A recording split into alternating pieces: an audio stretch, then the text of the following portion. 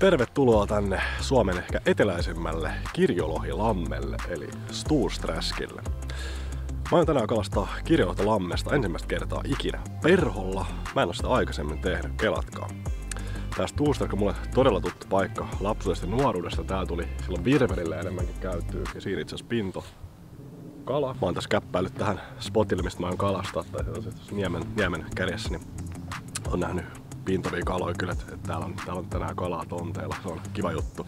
Mut niin, Junnun mä oon käynyt täällä tosi paljon virvelillä ja oottongella, eli mesta on suht tuttu ja tiedän täältä kyllä niksit ja trikit, että varmaan virveliukoillekin tuu kertoo vähän vinkkejä tästä paikasta. Mut tämän päivän tavoite on lähteä tutustumaan tähän perhokalastukseen lammella. Tää Storsträsk sijaitsee Sipoonkorven kansallispuistossa. Täällä on 2 notskipaikkaa ja täällä on muutenkin oikein hyvät retkeilymaastot. Täällä on tosi kiva viettää päivää. Pystyy vähän tulistelemaan vaikka kokkaa kalaa, jos sellaisen sattuu saamaan.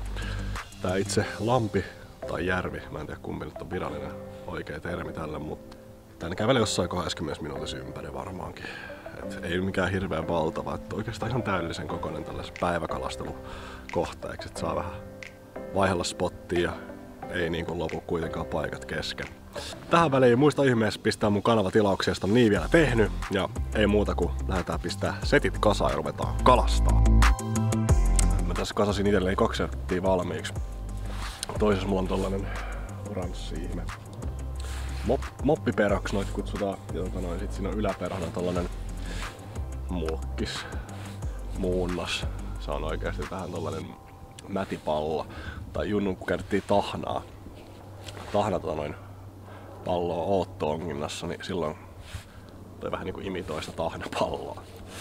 Ja sit toiseen mulla on pinturisetti tai dry dropper setti, eli siinä on pintaperho ja sit siitä lähtee uppoperho. Niinku sen koukun tai pintaperhon koukun mutkasta sidottuna lähtee tapsi, josta on sitten uppoperho.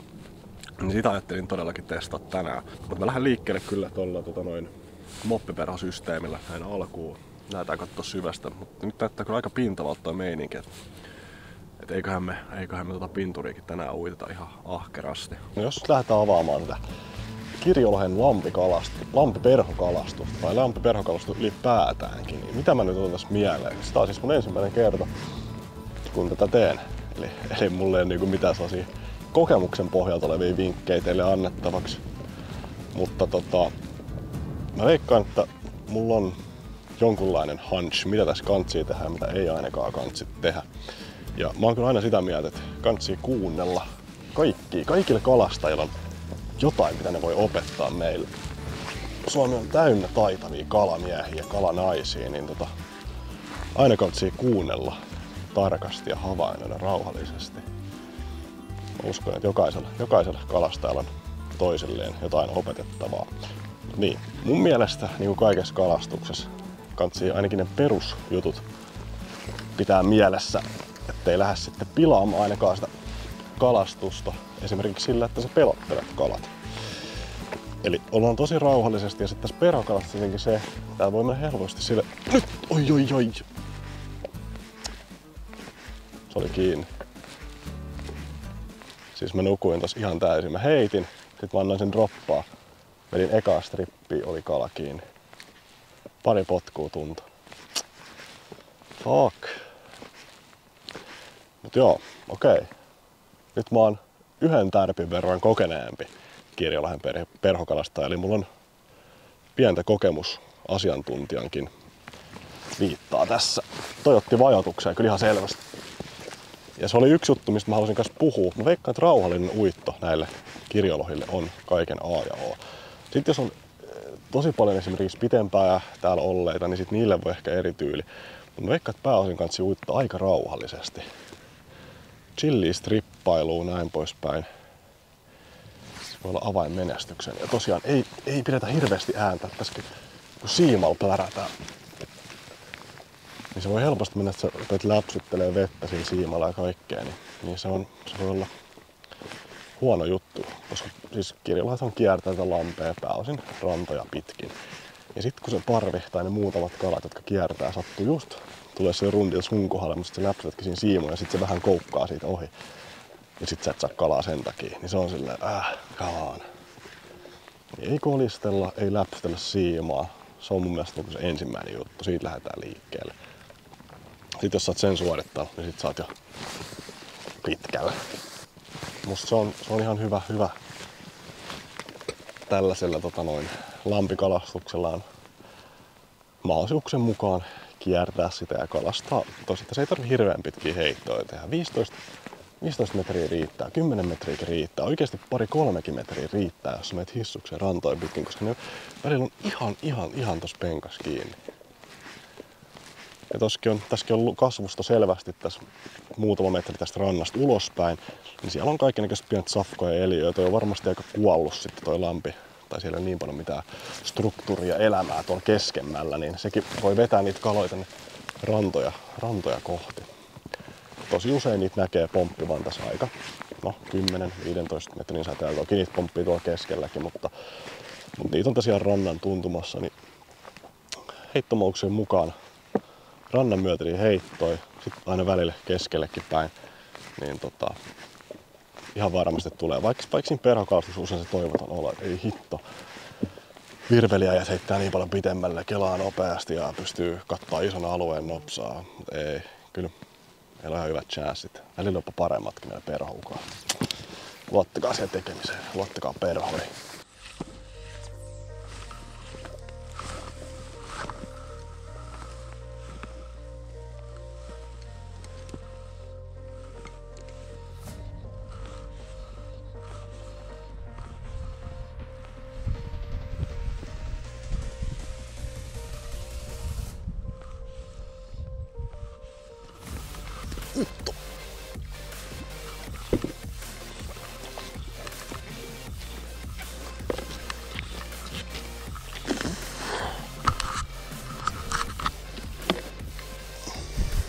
Hyvän kokoinen.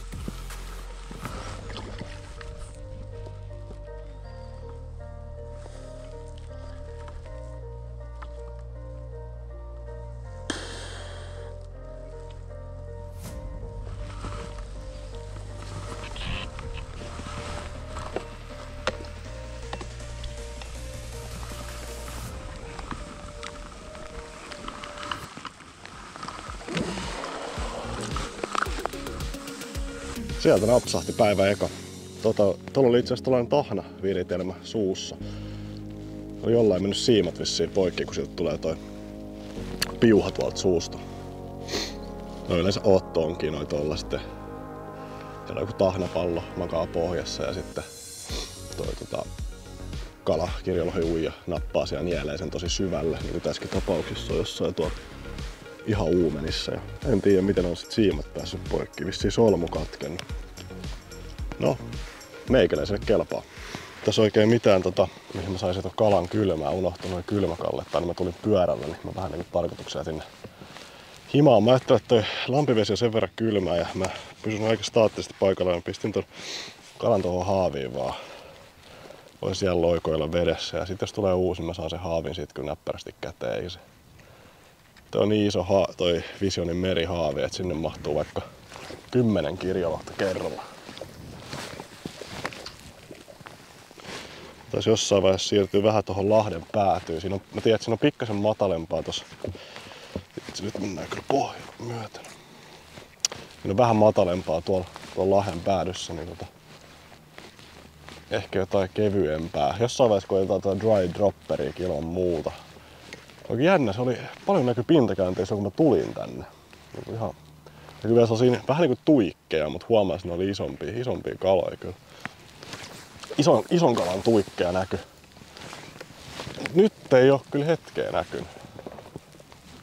Hiljeni selvästi meininki. Noi kirjalohikin on ihan selvät syö. Oho, käviksi joku?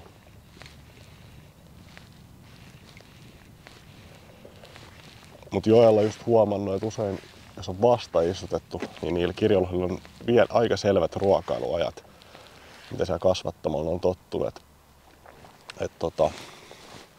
Ne saa selvästi tiettynä aikoina ruokaa siellä ja silloin ne sitten se vähän niin kuin jää niille päälle ja sama systeemi jää sitten kun ne vapautetaan luontoon. Niin se on ihan sen on huomannut usein just vaikka Vantaankoskella, kun on paljon kalastajia, niin ihan hiljasta ja sitten 1-2 jengi rupeaa saamaan kaloja, niin sitten on kyllä aika täydellinen kelipaisko perhoa täällä. Tässä vähän näytti, kun mä saavuin, että tuuli vähän yltyisi, mutta ei se siitä sitten yltynyt mihinkään. Kiva tällainen 2-3 metriä sekunnissa. Oi, se oli tärppi. Oi. Kävi 2 kertaa. Lähdetään uusiksi samaan suuntaan. Tuossa kävi pinnassa. Ei vaan parvi olisi nyt jotenkin kiepsauttanut tähän mun huudelle, kun oli just puhuin, että olisi ollut hiljasta.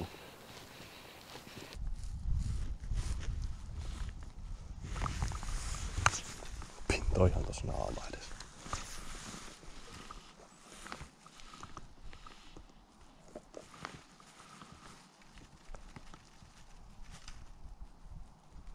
Stursträsk ei ole ehkä perhomiehelle se ihan helpoin paikka. Tässä on tää lahti on oikeastaan paras. Toi lahden pohja on ihan se ykköspaikka, että siellä on takaheittotilaa vähän enemmän. Tässäkin on nyt, täällä on aika paljon heittää tälleen sivuttain. Että tää laita, mitä mä nyt kalastan, tässä vähän tilaa, niin tässä pystyy heittää sivuttain ja sitten vähän kun kääntää se heiton lopussa, saa tonne keskemmälle. Vitsi kun mä muistan, me oltiin täällä pilkillä kerran ja silloin luodailtiin. Mä en muista yhtään niitä syvyyksiä. Tossa saattoi olla joku 6 metriä ehkä tossa keskellä. Tää ei ollut mikään mahdottoman syvä lampi, sen muistaa ainakin. Ja muutenkin musta tuntuu, että ne ui aika noin pinnan tuntumassa. Tosi usein niitä näkyy pintavan, niin ei ne mistään sieltä pohjasta ampase. Kyllä mä veikkaan, että ne siinä aika metrin parin välivedessä pörräilee. Okei, meitsi piti tossa pienen ruokatauon ja nyt mä ajattelin kokeilla dry dropperi eli pintaperho ja uppoperho siiman päähän. Mä laitan Goddard Caddiksen mustan pinturin. Ja mä en ihan vielä valinnut. Mä haluaisin laittaa ton sama, millä mä sain uppoperho. Mä veikkaan, että se on vähän liian painava. Näihin hommiin tosiaan kannattaa ehkä aika hyvin kelluva pinturi laittaa, koska tosiaan siellä on sitten vähän painoa siellä sen alla. Eka kerta, kun tätäkin kokeilen tätä tyyliä. Katsotaan. Onko tuollainen liitsi liian painava? Vitsi, jos näyttää sellaisia painottomia liitsejä. Se voi olla. Mä laitan tuollaisen pienen orange tag-perhon.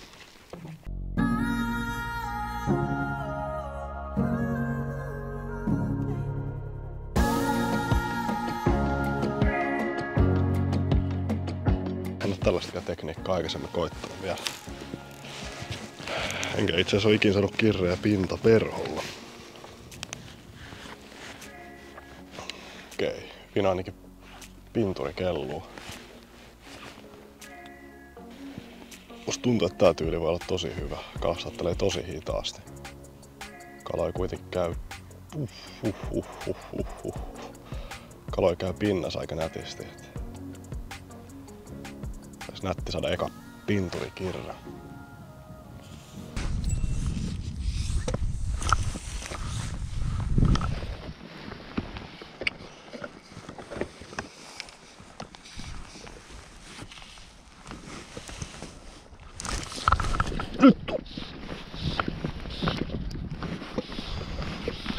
Pinturi iski Goddard Caddis.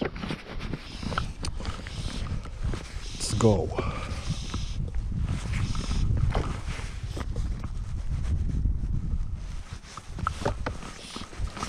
Tää kyllä tuntuu nyt tosi oudolta.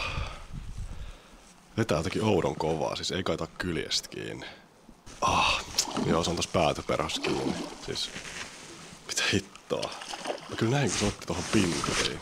Se on varmaan sitten sen jälkeen tai sitten ennen sitä sotkeutuu tuohon päätöperhoon.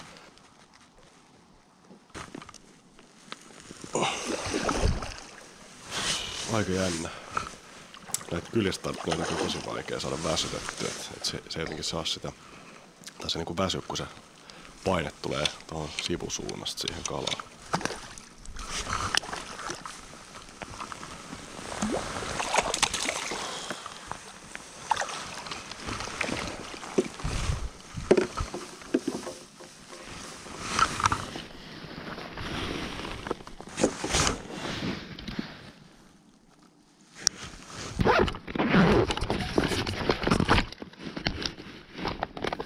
Mä nyt vaihdetaan uppoperhon toiseen pinturiin. Laitetaan tällainen musta pieni Klinkhammer. Vähän keluntaan, että ne pysyy perhot paremmin pinnalla. Tää oikeesti toimii tosi hyvin. Etenkin jos on huonosti kelluvia perhoja, niin tää kyllä auttaa tosi paljon. Hitto, pinto ihan tossa vieressä. Ja nyt se pinto sen toisella puolella.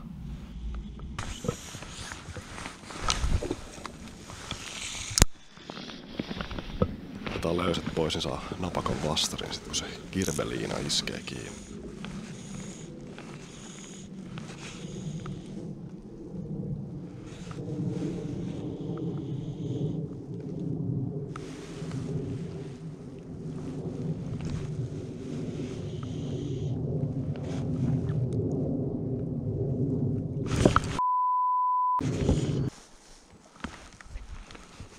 Pinto on ihan tuossa rannan tuntumassa. Nyt ne on kyllä tullut tähän Lahteen ihan selvästi.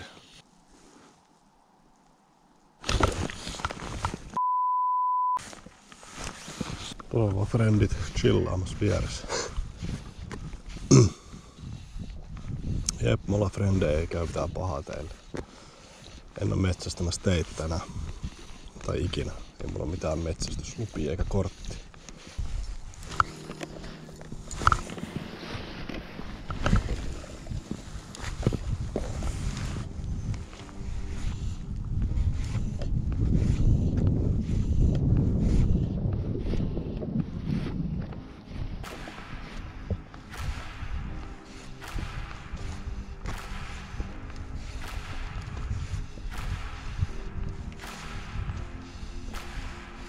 Siinä ne pomppii.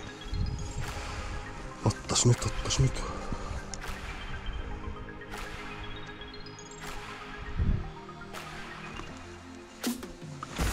Ja siinä just pääsin sanomaan.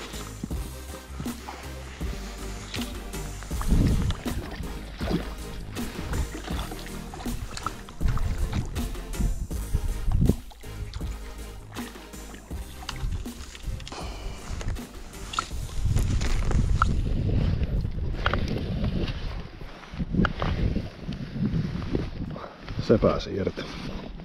Ei vain mitään. Aika läppä just kun sanoin, että ottas nyt. Sieltähän se otti käskystä. Ilta tyyntyy. Kyllä tässä päivän mittaan on ollut sellaisia tyyniä jaksoja. Ja on selvästi huomannut, että heti kun se tyyntyy niin täysin tyyneksi, niin silloin pintakäyntejä rupeaa tulee. Tuollakin oli taas. Veikkaan, että kohta joudutaan ottaa taas pieni pinturisetti. Oli kyllä tärppei. Näkyykö ne pinnas uijaa, sit kävi niin ottaa kiinni, mutta ei jäänyt oikein kunnolla. En tiedä. Mut. Jos mä pitää nyt virveliäjille sanoa jotain vinkkejä, niin silloin junnuna saa pienet lusikat. Mä muistan, olikohan sen Blue Foxin. Anyway, mulla on ne himas, mä voin laittaa tähän näin. Pienet Blue Foxin lusikat, ne oli tosi pieniä. Ne oli bängereitä. Eli totta kai Betelot ja nää oli kovia pelejä. Betelotto tai sellainen pieni lusikka oli meidän tosi kova vehi. Kyllä poikkeuksellisen hyvin se on syönyt ja pitänyt taukoja. Mulla on lounasmessissä. Sitten mulla on vielä illallilenki, jos tää nyt venyy. Ja sitten mulla oli välipala tossa vähän voikkaria ja synkkulaata. Ja kyllä energinen olo. Välillä se unohtuu tässä kalastais. Ja se tonginta on kyllä, se on ihan uskomattoman tehokasta. Et silloin just junnupana, kun ei välttämättä jaksanut niin paljon kalastaa. Tai heiteltiin totta kai, mutta sitten välillä tuli sellainen, tarvin breikkiä nuorena. Niin laitettiin sitten tonget pyytää ja ne kyllä pelaa. Oi, nyt otti! Oi, pääs irti!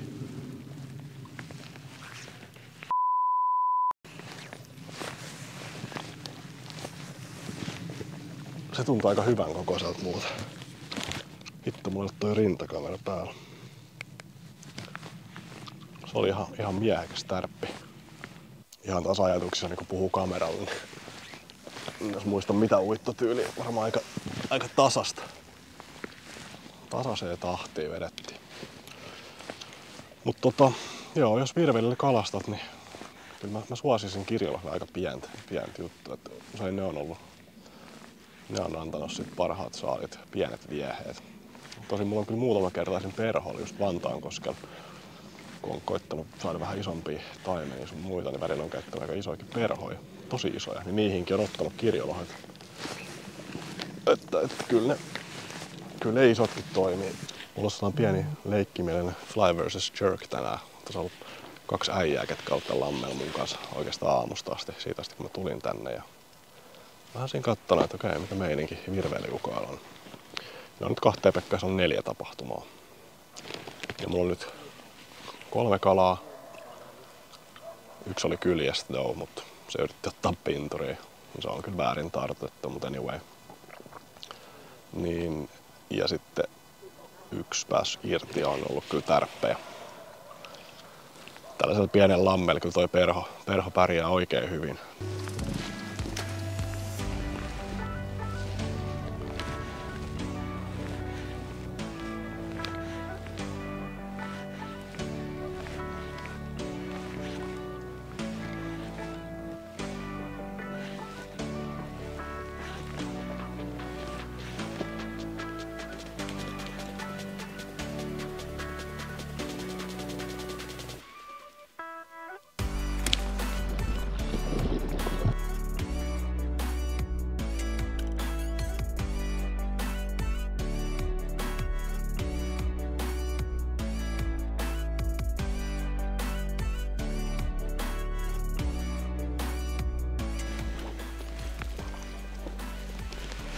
Haavi täällä joutuu vähän kävelyttää. Ei hitto, mun päätyperho jäi tonne lumpeeseen kiinni. Nyt meni kyllä säädäksi.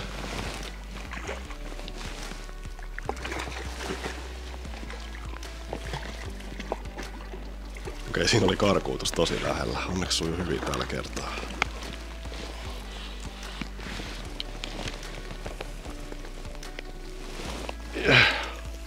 Tällä kertaa otti tuohon pinkkiin mulkkikseen.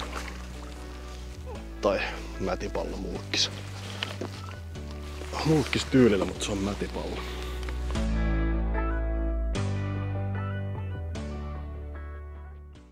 Kyllä tuo lampiperhokalastus on nättiä. No, perhokalastus on aina nättiä. Just toi, että ei sen tarjolla niin pitkä heitto. Se on vähän virvelikalastukseen verrattuna että sä teet kaiken itse. Siinä on se pieni sellainen näpertely ja kikkailu, se on jotenkin nättiä.